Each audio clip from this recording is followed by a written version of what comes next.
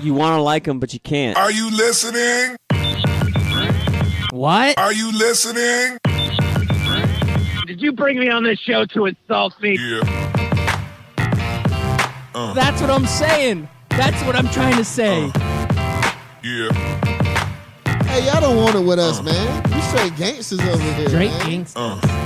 Ah.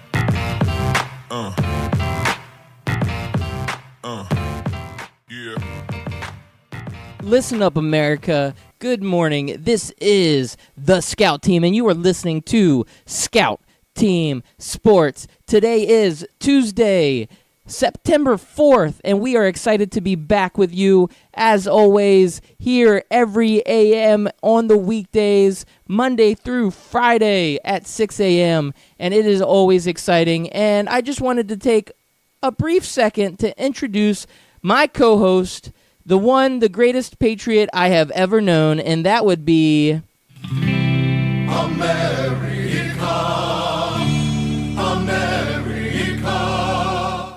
Hey, I love America. It's Chris America. I think I'm having some technical difficulties on my side, man. Because you were about to introduce me. I was waiting for my my music or something, and then it went dead air. I didn't know what was going on. So I'm here. Welcome aboard this crazy, crazy train. So, Chris America, Friday we had a great show where we did a Samuel L. Jackson fantasy draft, and man, the Twitter poll absolutely killed me. I want to say congratulations to you, sir. You are the winner. I have to give you the credit that you deserve.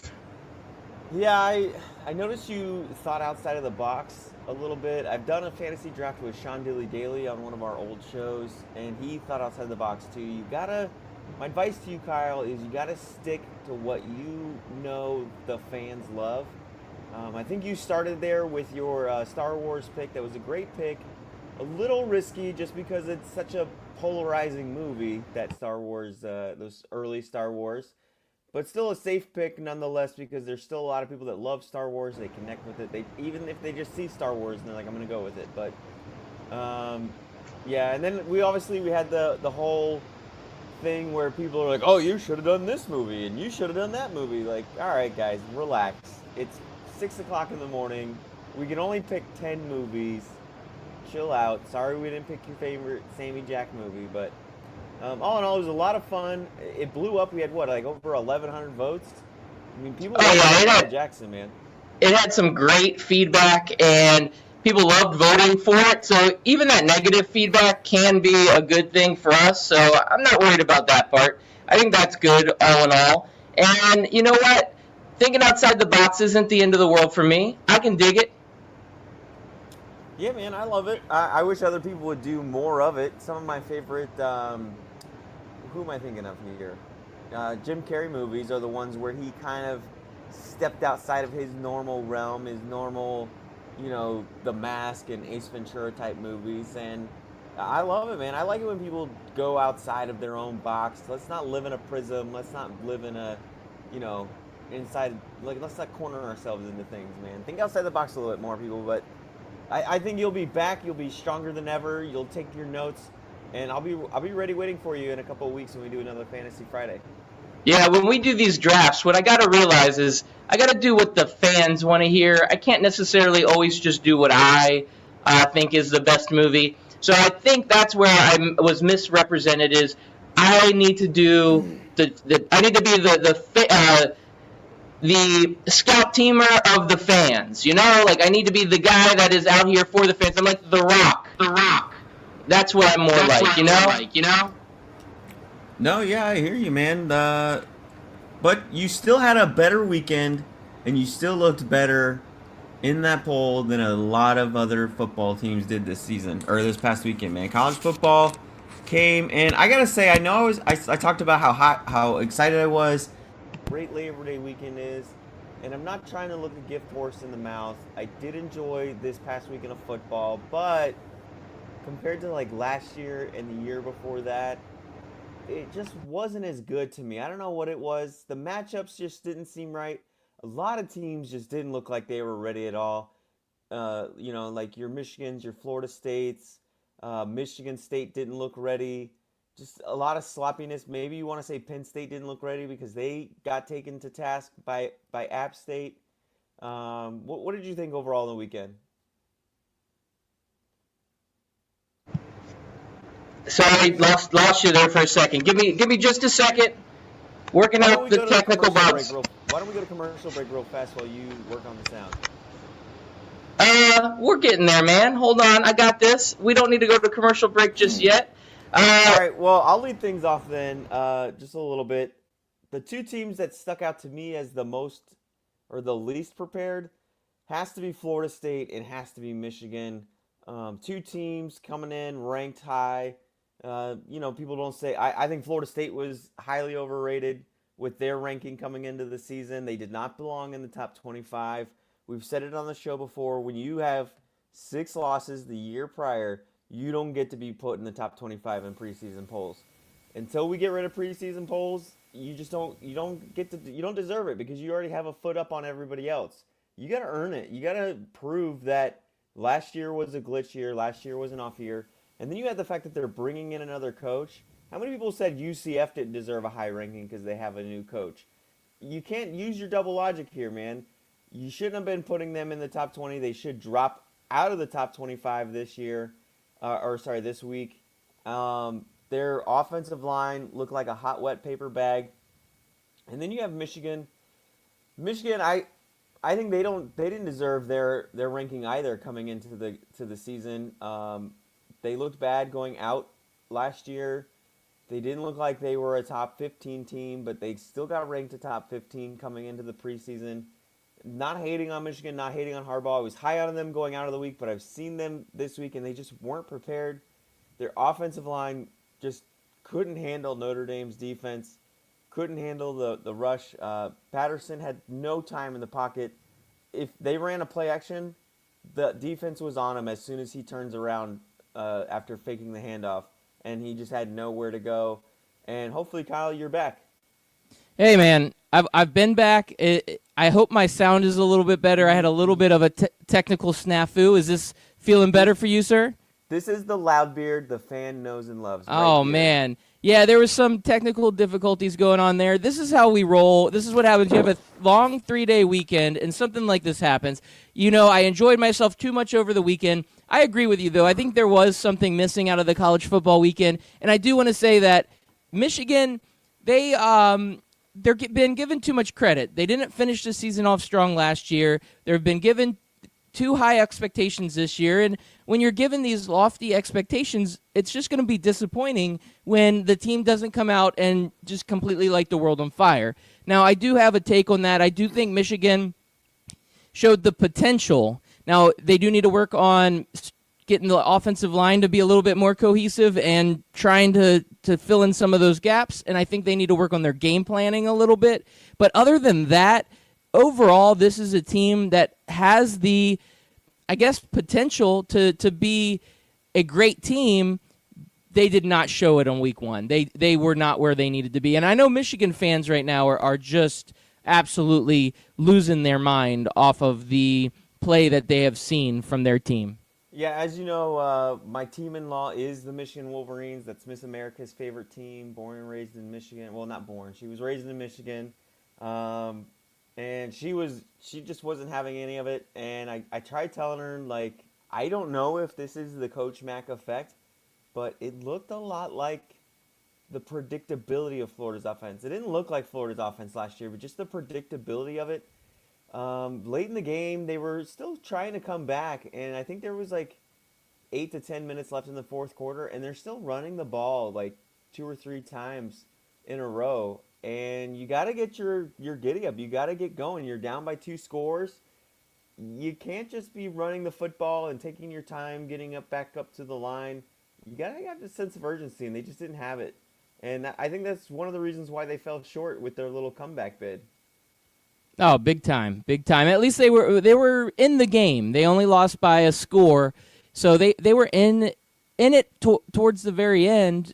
They just couldn't pull it back together. So for how bad they played and how bad the game planning was and how bad the play calling was and how bad the offensive line was, just to come out of against a team like Notre Dame, who is a very talented team, just to get out of that game and only be down a score, there is a little bit of hope in that. So we'll see what happens. Like you said, you can't just keep running the ball down the other team's throat when the other team knows it's coming and they've got a good defense and you're not getting anything out of it. Why do you keep doing it? You can't just keep doing it. You're predictable. Yeah, I could understand it. We did take a poll last night. Which offensive line had the worst Labor Day weekend between Michigan and Florida State? Florida State overwhelmingly won this poll, and I couldn't agree more with the fans. They just, man, Virginia Tech could do anything and everything they wanted. And at one point, I tweeted out that I felt like the refs were feeling bad for the offensive line, and they just started ignoring blatant holds right in front of them. Towards the end of the game, the I don't know who the left tackle was, but the defensive end was just beating him off the line, and all he could do was just grab a jersey, hook an arm, try anything he could to stop him. And 9 times out of 10, the ref just let it go. And I feel like it's just because it has to be that he just felt bad for the kid. And he felt bad for Francois, that Francois needed all the help he could get to not be abused, not be injured again.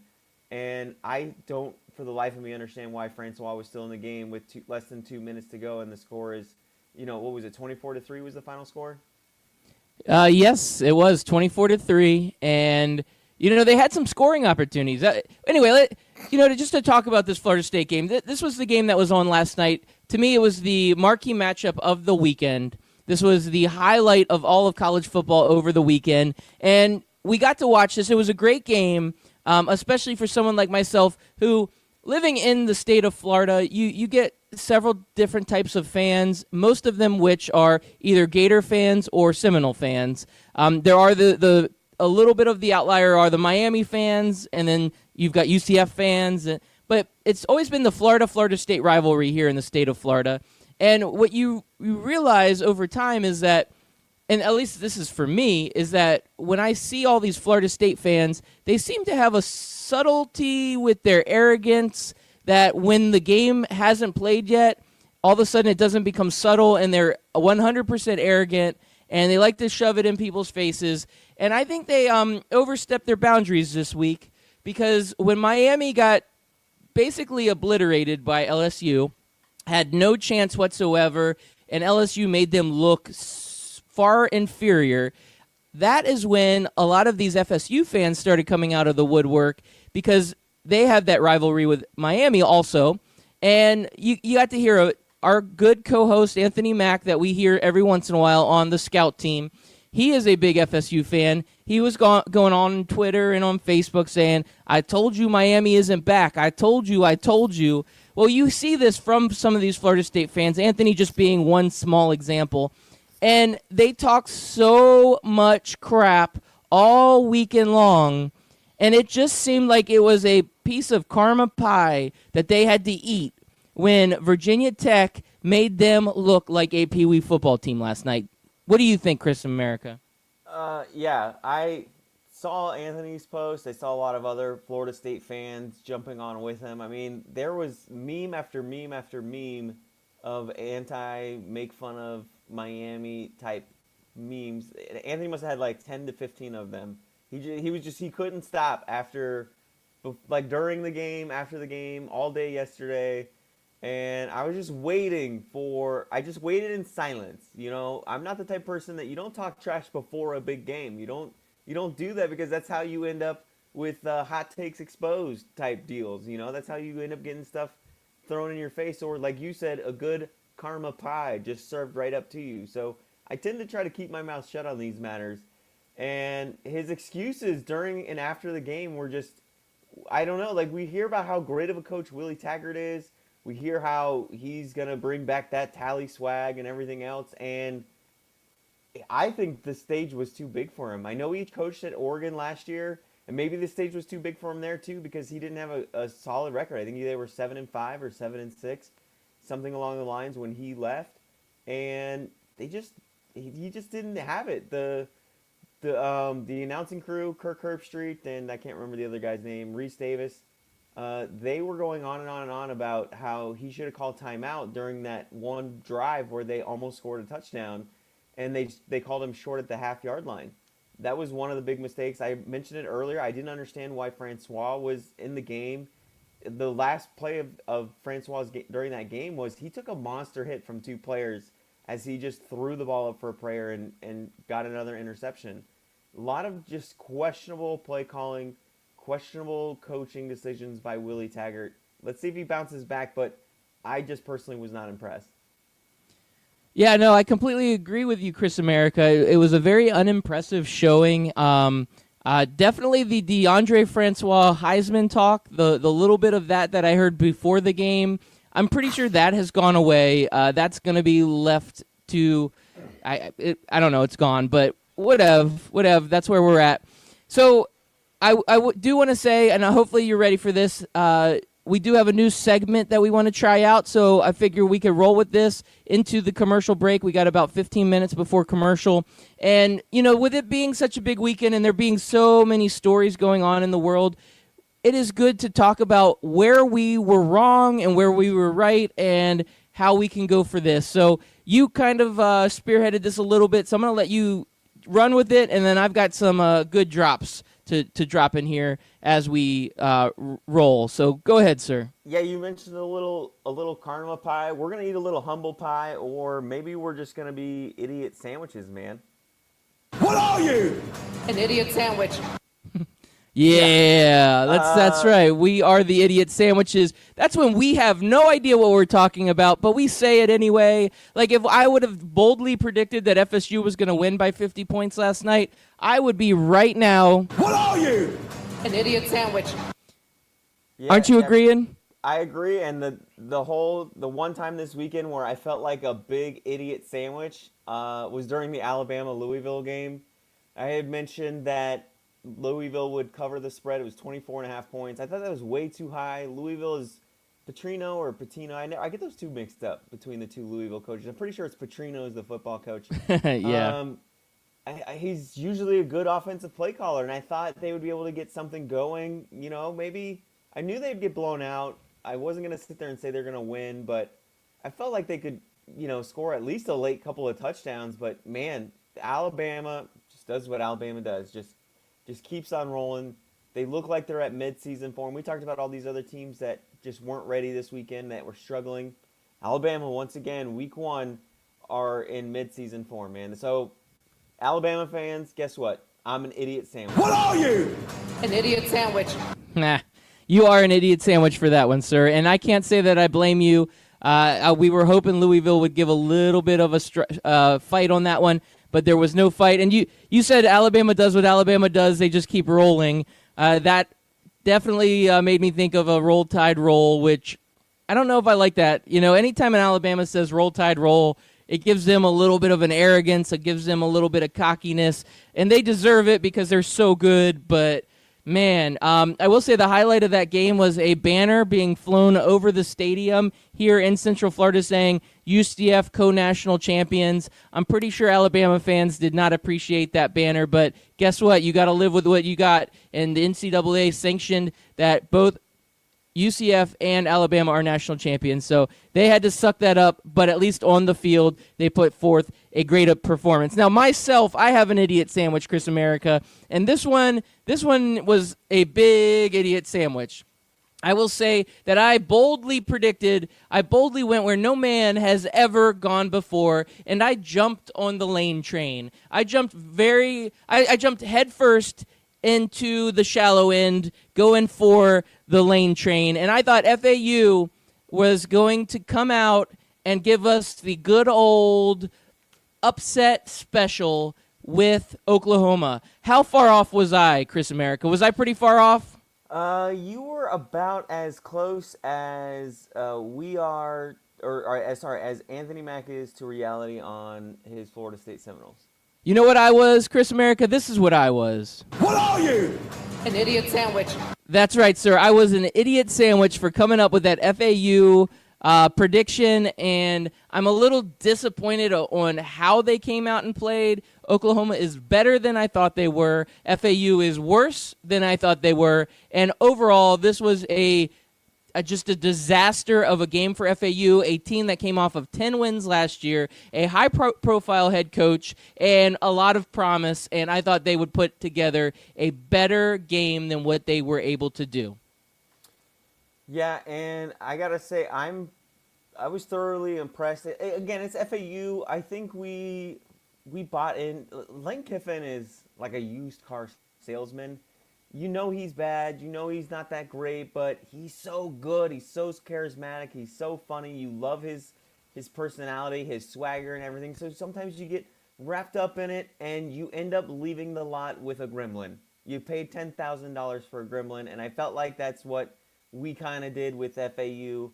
Maybe they bounce back. Maybe Oklahoma is just still that Oklahoma team we saw last year, even without Baker Mayfield.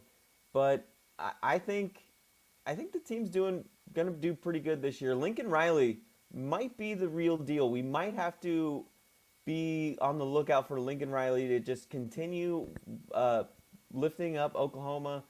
I think he probably learned a lot from that loss to Georgia. Maybe that playoff run made him a lot better of a coach, just sharpened him up. And he's in his 30s, so we could be hearing about Lincoln Riley in Oklahoma for a very, very long time. Nah, I completely agree. It could be coming. Now, do you have any honorable mention idiot sandwiches before we move on to the second part of our segment? I should have wrote some things down. There's a lot of times where I felt like an idiot sandwich. I'll even admit to Mac, maybe I was an idiot sandwich on Miami. They just did not look good at all. Is Rozier? They kept calling him Rozier. I always thought his name was Rozier. Anyways, the Miami quarterback just did not look good at all. Couldn't hit the side of a barn. The rest of the team looked okay. For all the blowouts that we saw, between Notre Dame, Michigan, or sorry, Notre Dame. I mean, I guess it wasn't a blowout. Michigan came back and made it a closer score than what it was. LSU and Virginia Tech. Don't be looking for either of those teams to be making noise between Notre Dame, LSU, and Virginia Tech. They got out to big leads, and then they just didn't do anything offensively. All their quarterbacks had very pedestrian numbers. Their offenses had very pedestrian numbers. None of those teams did anything really in the second half of those games. So don't be overreacting to those teams. But yeah, I think my Miami pick, Mac wasn't always that crazy. He was a little bit right. Miami's not back by any means of the necessary because they've lost 4 games in a row, all against tough competition in Pittsburgh. Yeah, no, I'm with you on that, and I think that was one of my honorable mentions on the idiot sandwich. Also, I did say I think we both said this as we were talking on our UCF pregame show, and what we talked about is how Michigan State would just roll over Utah State. And that did not happen. I think that was my honorable mention on an idiot sandwich. It would have actually been the idiot sandwich if Michigan State would have lost, which they should have lost. I felt like Utah State had this game in hand. Michigan State did pull it out, but it does tell me Michigan State will not be as good as we thought they would be, and maybe Utah State's a little bit better than we gave them credit for. So that was my honorable mention on the idiot sandwich. So if we can't always be idiots, right? We have to sometimes we have to be something else. What can we be? I think we could be geniuses, and there's lots. How the hell do you know that? Because I'm a genius. Are you a genius? I can be from time to time. How are you a genius? Let's hear your geniusness. Well, let's hear your genius first. I went first. Oh, I see how you're doing this. Yeah. I like it. I'm glad I go first because then you can't take mine. That works out. So, I'm not going to state the obvious one that could have happened last night because maybe I'll leave that one out there. Hopefully somebody else picks up on it. I don't know. We'll see. But I will say where I am the real man of genius or whatever you want to call it. How the hell do you know that? Because I'm a genius. That is Will Grier is the man. I'd said it. West Virginia is going to ride the back of the great former Florida Gator, Will Grier, and he goes out. He throws for 429 yards, 5 touchdowns. West Virginia looks on top of the world. So Will Grier being the man and excited about what he has in front of him this year, I am a real genius. Yeah, and if Coach Mack was still at Florida this year, it would just make watching that kid even harder. Man, former Gator legend Will Grier is just on fire. We both mentioned how good we thought he could be.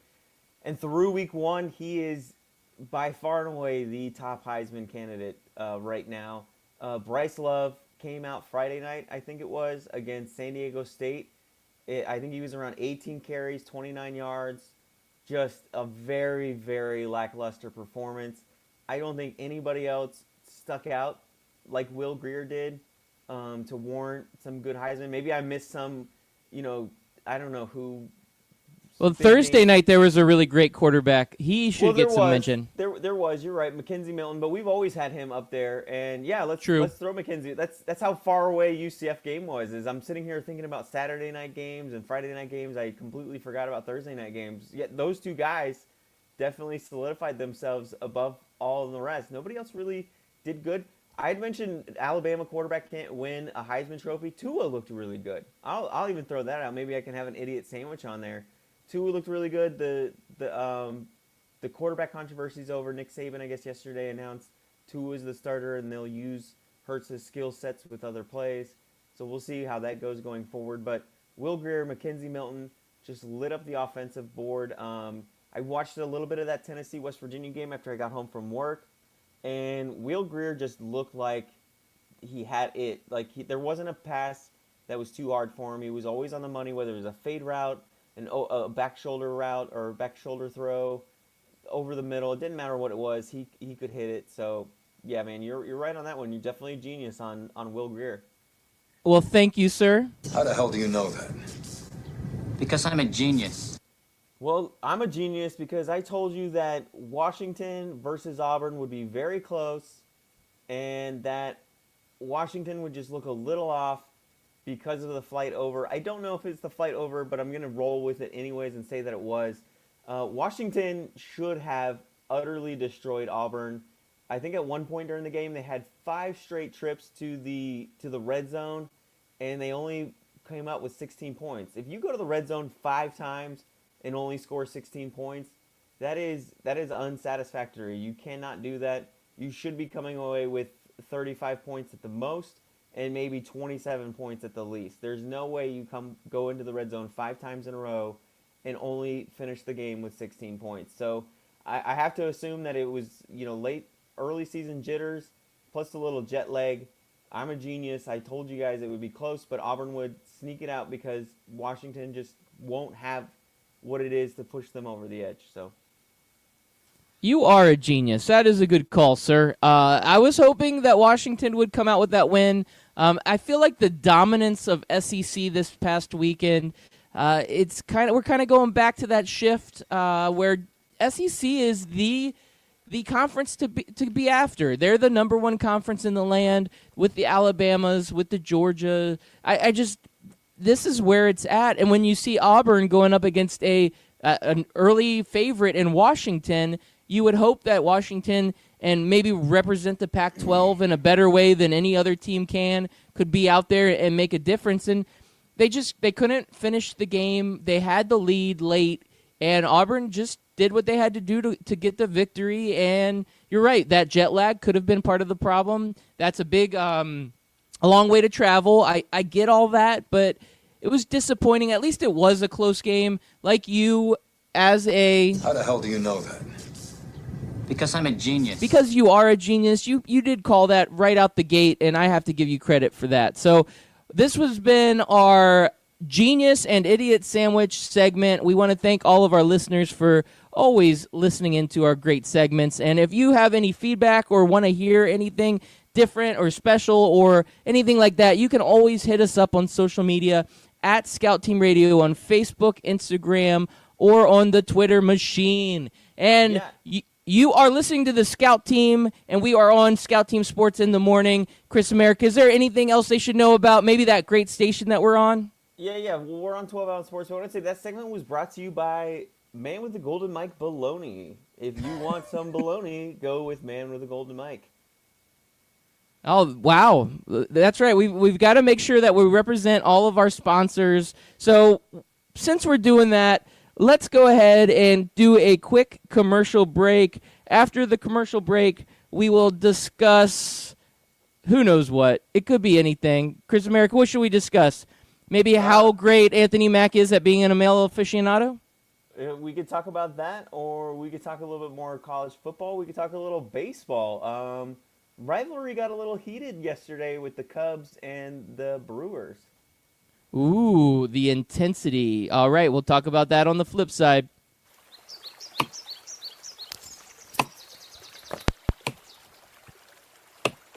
When I'm working hard, I build up a thirst for sports. That's when I grab a cold 12-ounce sports radio.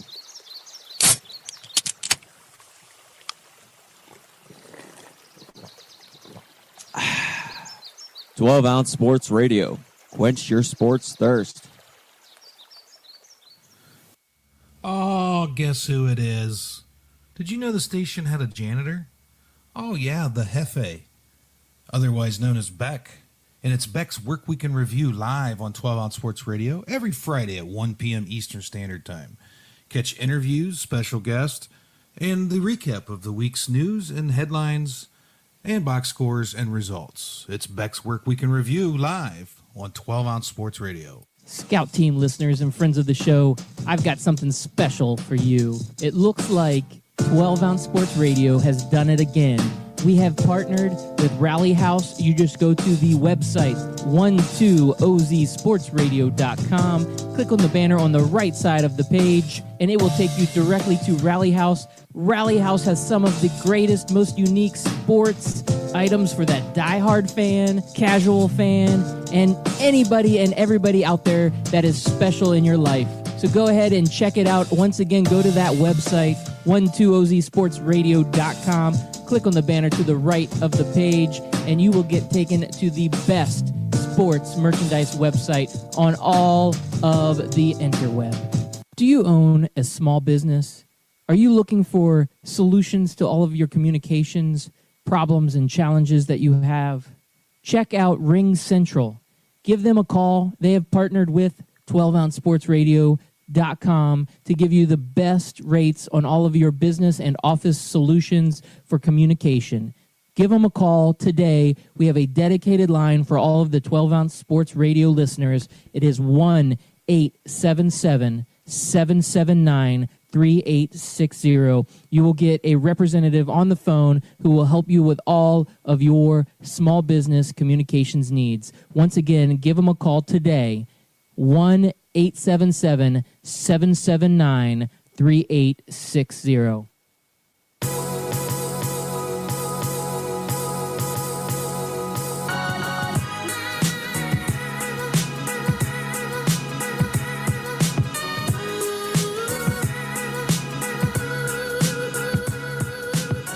Yeah, welcome back. You are listening to the Scout Team with Scout Team Sports, and we are glad to be back on the airwaves. You are listening to us right now, hopefully on 12ouncesportsradio.com.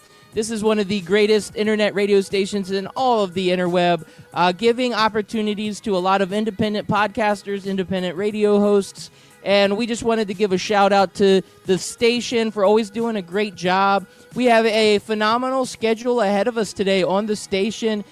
Tuesdays are great days. We have Clutch Talk Sports at 8 a.m. coming on, which is from our affiliate Sports Radio America. We have College Credit Hour Live coming on at noon with Memphis Spence. We also have Rehab Sports Guys Live at 2 p.m. Those guys will definitely talk a lot about Arkansas. I guarantee it. 4 o'clock, we've got Bar Down Radio. 5 o'clock, Stick and Rink. 7 o'clock, Family Divided. 8 o'clock, Captain Lou is back. We love to hear his pucks and pigskins. This guy brings a great audience. And then Big Blue Views. So we have a all-star lineup coming up ahead of us on 12-ounce Sports Radio. As always, thank you all for listening in. We have been talking a lot about college football. We are going to switch gears to baseball here in a minute. But, Chris, you knew I couldn't just let this go. You've probably heard it 8,000 times. But I'm going to go ahead and play it one last time for our listeners so they can hear really how angry Nick Saban can be. Let's get down to Maria with Coach Saban. All right, Coach, everyone had questions about who was going to start at quarterback when this game started. What answers did you have about your quarterbacks after watching both of them play tonight? Well, I still like both guys. I think both guys are good players. I think both guys can help our team.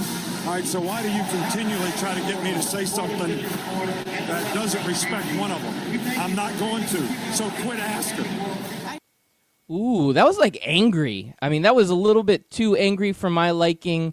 Good old Coach Saban. He's a great guy, and it seems like he's trying to do the right thing, but this is one of the very few times I can say that he has not kept his composure, he's not kept his cool, and he has not been able to really assess the situation and do the right thing. And he made this into a much bigger deal than it needed to be. We understand what the quarterback controversy has been in Alabama. It really hasn't been one. He doesn't want Jalen Hurts to decommit. He doesn't want him to go to another school. He doesn't want him to transfer. He wants him to be a part of this team because he likes the kid. He's been there for him. He's done a good job. The problem is they have a superstar in the wings ready to take the reins, and Tua is a superstar. How he played on the national championship game and how he played on opening night against Louisville, this guy is the future of Alabama. He could be a future Heisman,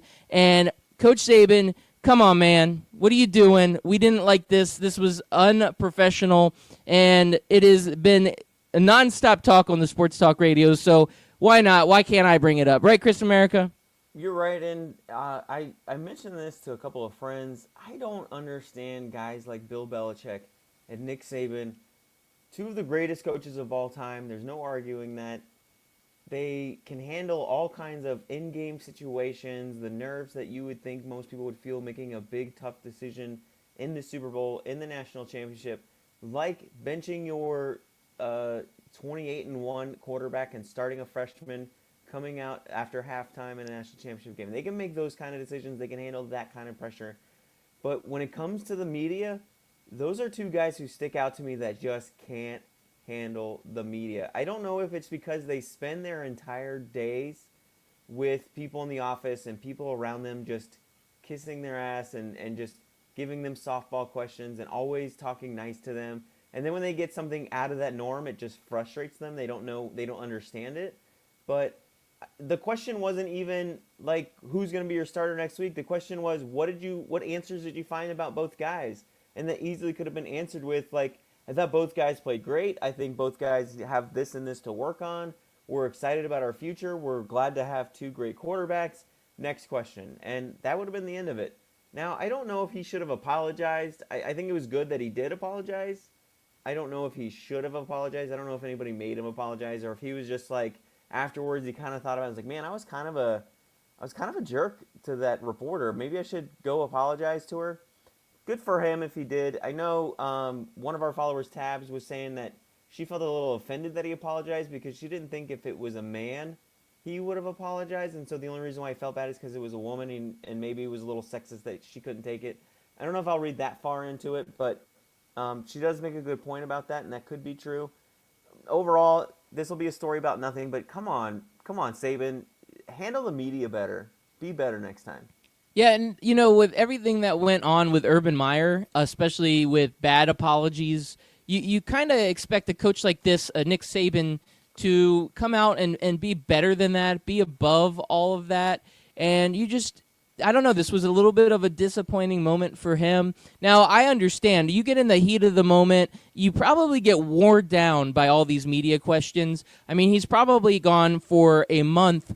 Every time somebody from the media talked to him, all they talked about were the quarterbacks. It became just over the top, and he's like, we just finished a game. Stop talking about the quarterbacks. I just want to talk about football, and he should have been able to control his demeanor, but he couldn't, and he couldn't stay calm, and it ended up being too much for him. So I would say, bad for you, Nick Saban.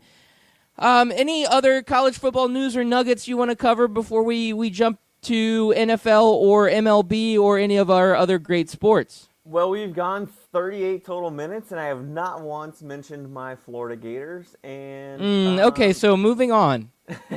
Nah, just kidding. Go ahead, do it. There's good reason for it. I'm not gonna sit there and say Florida's back. I'm not gonna sit there and say Dan Mullen's gonna bring us a national title. But I don't know if there was a Gator fan that could not be impressed with what happened Saturday night.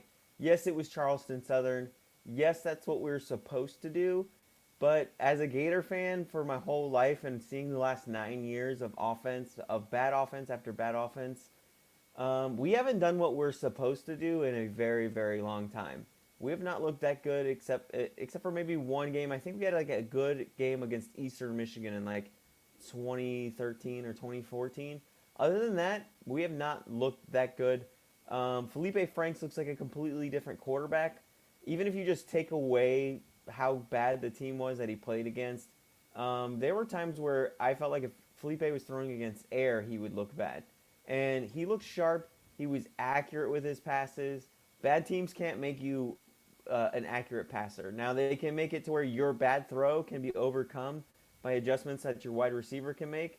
But he wasn't just missing the wide receiver and the wide receiver just had time to go get it. He was hitting the wide receiver where he needed to hit him. He was hitting his targets.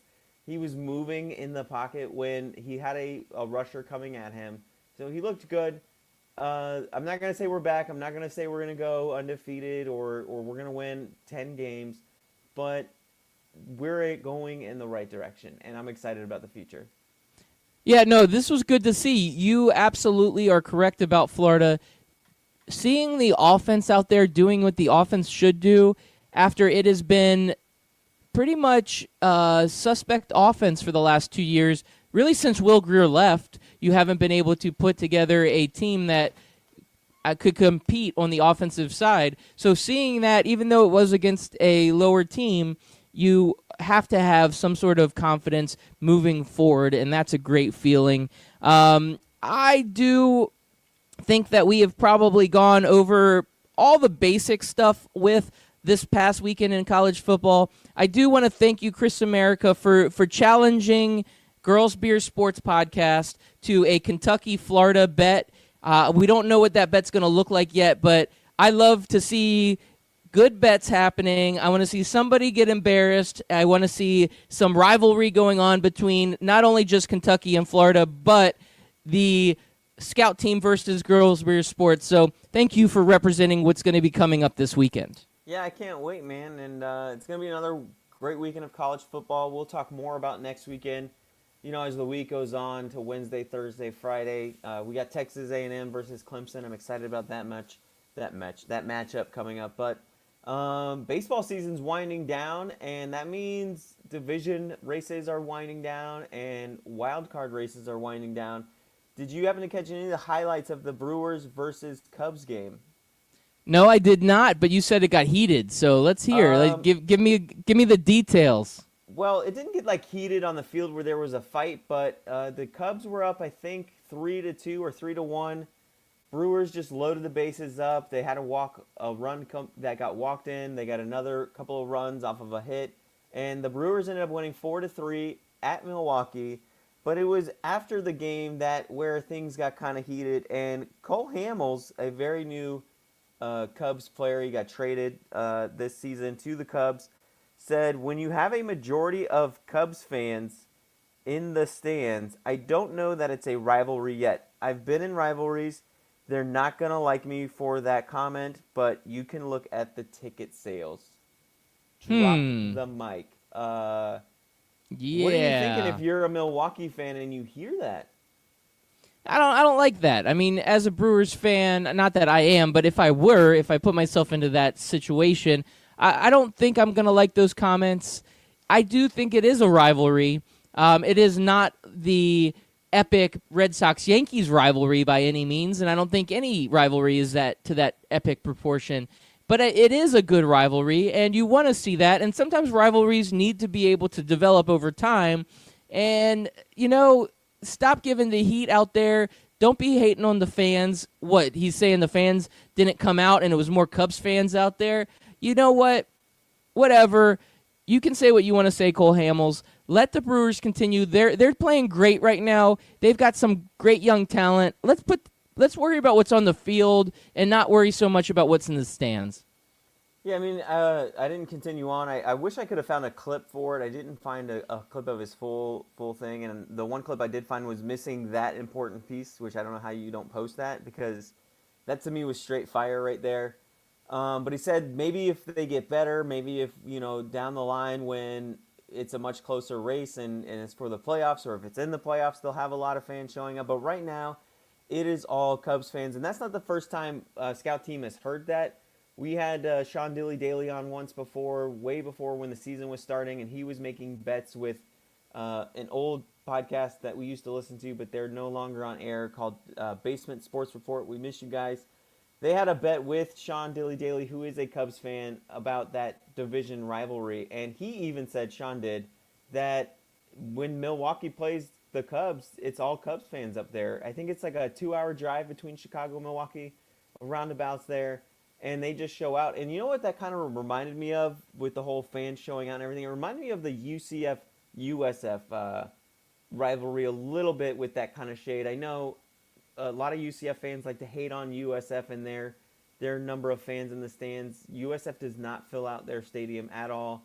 And when UCF is playing at USF, we like to fill up that stadium out there where the Buccaneers play. So I like it. I like hearing stuff like this. I wish more athletes would say it. I would have hated if you would have come out and just given that whole, oh, you know, it was a great game. They played their heart outs. We played our heart outs and we lost. Like, I love hearing, you know, hey, man, this isn't really a rivalry. I've been around the league. I just got traded to this team, and I don't see it as an outsider looking in. So I thought it was some good shade. Yeah, you got it. He's calling out the fans a little bit, which I'm not a big fan of, but it is going – he is right. You know, that's the unfortunate part. He's right, so I don't have any issues with him on that.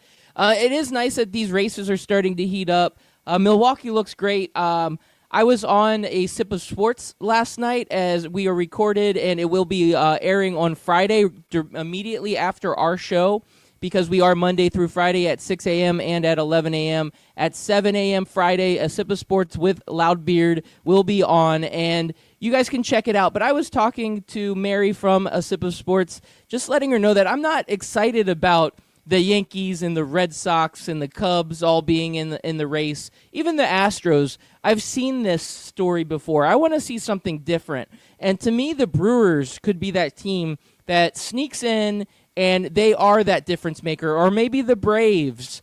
We haven't seen the Braves be relevant in quite a while. So maybe we'll see one of these teams, maybe a smaller market, not one of these giant mega markets, come in and make some waves. I don't want to see another Yankees World Series. I don't want to see another Red Sox World Series. I don't want to see the Cubs. I just don't want to see it. I want to see something different, a different team come in. I loved it when the Royals won. I loved it when the Astros won. I want that again this year. Yeah, right now Milwaukee's 4 games back from Chicago, and getting a win against the head-to-head rivalry is huge at this point of the season, because then you can make it up. If you're playing some other team, you can't hand Chicago a loss. You have to hope that somebody else hands it to them. So when you play the team that you're 4 games behind, it is absolutely imperative that you beat them. I don't know if this is a 3-game series. That was game 1. Game 2 is tonight at 8:10 p.m. Hopefully it's a 3-game series. Sometimes they play these like 2 short game series in the middle of the week or at the end of the weekend. But if they play 3 games or even 4 games, it's imperative that Milwaukee wins all of them. If they sweep the Chicago Cubs, it could be a 1-game series coming out of that head-to-head matchup, and Milwaukee is sitting pretty. 4 games is a lot to make up, but again, like I said, if they can get win after win against Chicago head-to-head, that's when they have to do it. Another division that's really hot and contested right now is the NL West. Colorado a half game up on the LA Dodgers. LA Dodgers spending all that money, getting all those trades, and they're still just a half a game back from the Colorado Rockies. And I'm with you, man. I want to see new teams, and Colorado's a fun team to watch. And it's a fun team to watch in the playoffs because you're up 5,000 feet in the air or a mile high up in the air. So you get to see a lot of these long balls, a lot of good home runs. And that's what the fans want to see. That's what the chicks dig. Chicks dig the long ball. That is true, my friend. That is so true. One division that you just go to sleep on is the AL Central. Cleveland has a 14-game lead on the Minnesota Twins. That division is just garbage. But Houston and Oakland, 2.5 games back is Oakland. Oakland's been red hot in the month of August. We could see that come in, and could very well upset a lot of the Yankees and Boston bid. Yeah. No, anything can happen. Anybody can get hot at the right time. There are a lot of fringe teams. Phillies are like 4 games back. They could still make a run.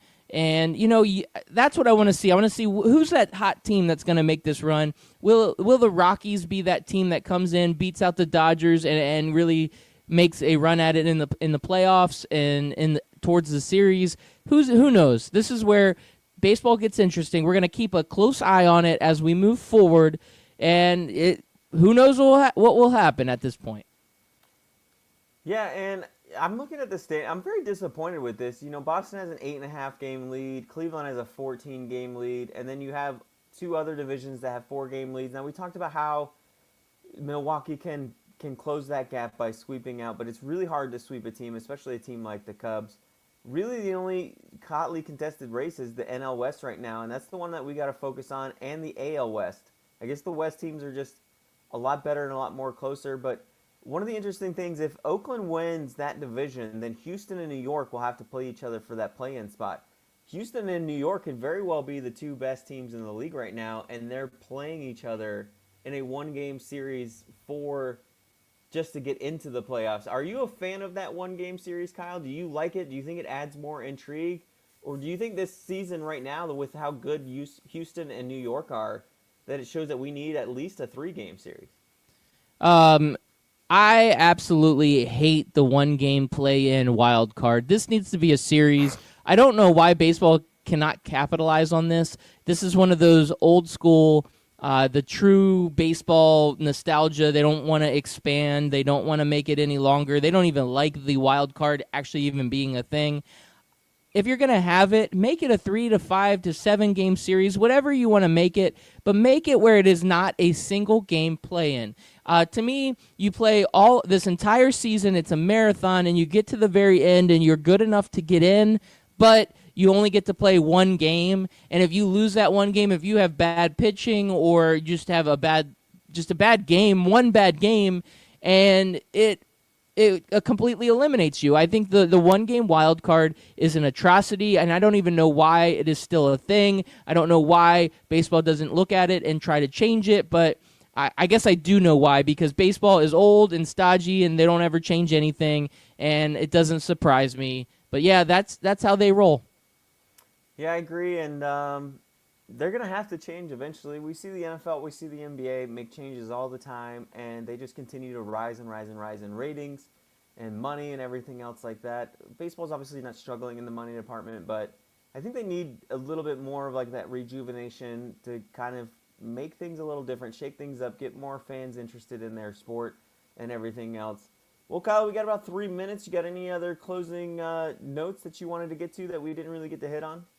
Yeah, I know we won't be able to spend as much time with this as I would like, but the NFL, you have the Khalil Mack trade happen over the weekend, and there was a lot of debate about this. I think a lot of Bears fans are extremely happy. I think Raiders fans are very upset with this trade. So Khalil Mack, he was holding out. The Raiders end up trading him, former Defensive Player of the Year. He goes over to Chicago for 2 first-round draft picks. Chicago gives him the most lucrative contract for a defensive player ever in the NFL, the history of the NFL.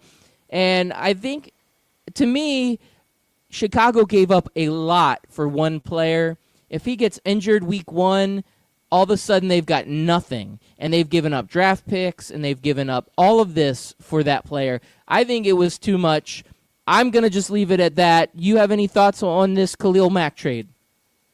Yeah, it was funny because I asked Sean Dilly-Dale again. He's our resident Chicago aficionado, and we have T. Biggs from Full Press Coverage. He's a big follower of ours. He's a big Raiders fan, so he's our Raiders aficionado. And they had the exact same reaction to the trade, and that was one thought they lost and the other thought they won. The Chicago fan thought they won, and the Raiders fan thought they lost. I guess Sean doesn't really care much about the draft. He basically said that, with the draft, it's kind of a crapshoot. Yeah, they gave up 2 first-round picks, but that could be 2 25 picks if, Khalil Mack is what sets that defense apart. If Mitchell Trubisky can be the quarterback that they drafted him to be, and they make it to the playoffs, or they make a deep playoff run, and they're a pick 25 through 32. If Khalil Mack is the player that he lives up to be, then he's worth whatever guy is at 25 in next year's draft and whatever guy is at 30. Sometimes that's not the case, but more times than not, teams get it wrong than they get it right that late in the draft. So you got it right with Khalil Mack. yeah, he can get injured, but that's kind of the risk you have to take when you're doing football, man. I mean, you got to make risks, you got to make moves, and big moves sometimes set you above the edge. Or, you're right. There could be that punishment, but you're not going to win any football game sitting on the bench, always making safe moves, always trying to do what's right and hoping for the best. So I think Chicago made the right move, and I think Khalil Mack made the right move by holding out. He held out. He held his ground. He said, this is what I think I'm worth, and pay me or trade me, but I'm not coming in until you give me what I think I'm worth. And I know a lot of fans hate that, but that's capitalism at its finest. And most fans who say they love capitalism hate when players hold out. You can't have it both ways. You either hate capitalism and you hate players holding out, or you love capitalism and you love a guy who holds out until he gets his value. And that's what Khalil Mack did. And I think we're going to have to hold out until tomorrow to talk more sports because we're out of time.